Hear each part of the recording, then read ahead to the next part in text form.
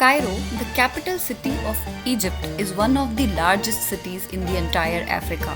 Apart from being home to the only remaining ancient wonders, the pyramids, the historic Cairo is also a world's UNESCO heritage site. From the history of Roman Catholics to the medieval Islamic era, there is so much more which this city has to offer. And I will show you the places which should be on the top of your list. Hello everyone and welcome to my channel Some Sugar Some Spice. I am Simi and today I will be telling you some must visit places and experiences which you cannot miss in Egypt. So recently we traveled to Egypt for 7 days and 8 nights and we covered Cairo, Luxor and Sharm el Sheikh. Now if you want any details for planning your Egypt trip like visa, itinerary, accommodation or even some insights on Egypt scams, then you can check my other video from the description below. But wait, let's first complete this video. So in this part I will be covering Cairo and all the places you can explore in Cairo, and for Luxor and Sharm el Sheikh I will be coming up with a second part. So make sure you subscribe to my channel and do not miss on that video as well. So without further ado, let's get started. The first on the list has to be the Great Pyramids of Giza. They are the only remaining wonders of the ancient world. Being one of the grandest man-made structures, you will be surprised how magnificent they look from up close.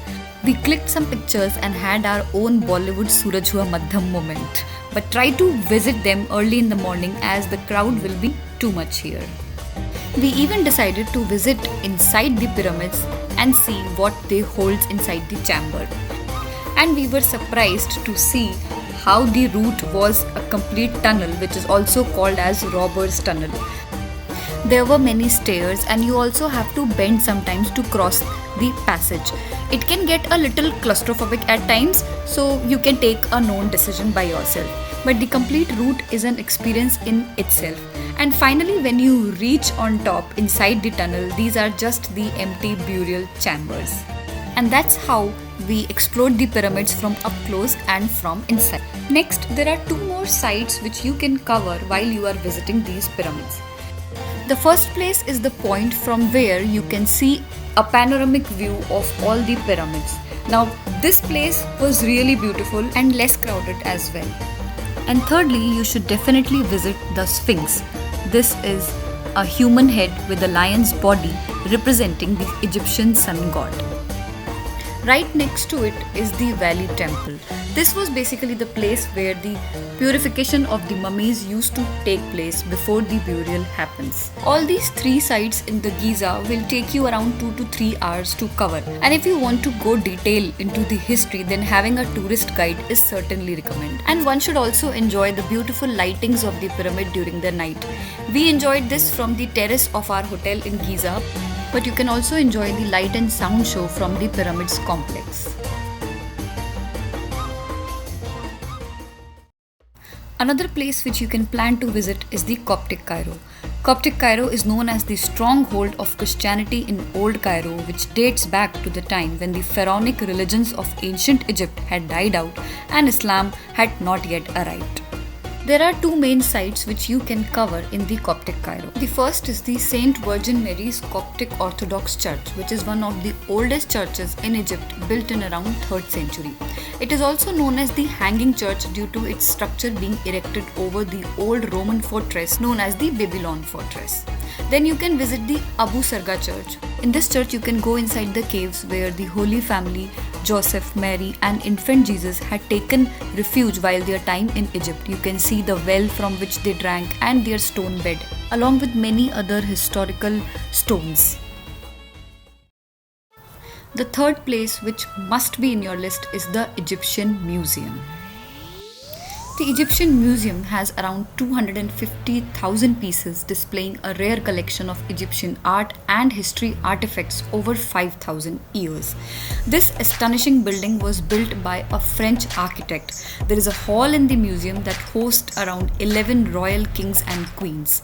This museum is really huge and really beautiful, and it can take you around 2 to 3 hours to visit and explore the entire museum.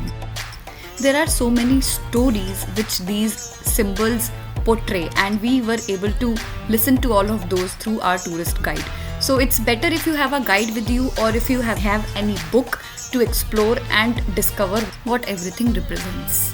It is only after coming to this museum that we understood the real reason behind the construction of the Egyptian pyramids and the belief system of the Egyptians, the ancient Egyptians, into the concept of afterlife and the jackal as the god of death. In fact, the tombs which were built during those times, they represents what they actually needed in their afterlife, what the person really pleased. As we can see in this tomb structure also, we could see even for females, it has designs of necklaces, mirror, makeup products, and how much they believed into the life after that and their concept of key of life. So we were really amazed to learn about all these rich history of the Egypt. Also, you should not miss to visit the Tutankhamun room inside the museum, which has its treasure, gold jewelry and the gold coffin which was discovered in the 1920. In fact, this is the original marble structure which was found inside the tomb of Tutankhamun, which was used to preserve the organs, and it still has some blood marks on it. You can see the tomb of Tutankhamun as well in the Valley of Kings in Luxor, whose details I will give in my next video. When you are visiting the Egyptian museum, you can also visit the Al Tahrir Square, which is just outside the museum, and it is also known as Martyrs Square, and it's a major public town square in downtown Cairo. It has been the location for many political demonstrations since the 20th century. The next place on your list should be Citadel of Saladin, which is built on the Muqattam Hills to defend Cairo from crusaders in the medieval Islamic era.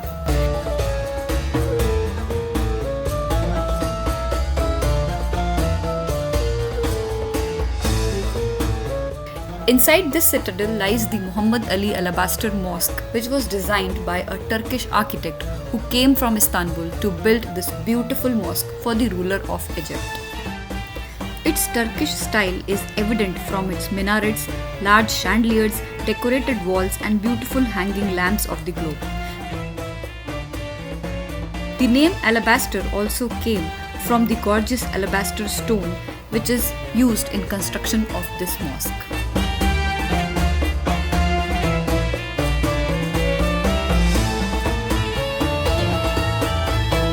This place gives you a panoramic view of the Cairo city, and if the day is clear, you can also see the pyramids from far at the horizon.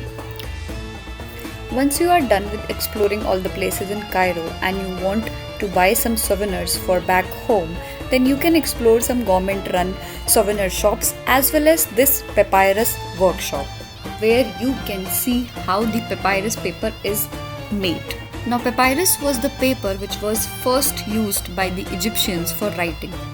This paper is made up of a papyrus plant which is found on the banks of the Nile River.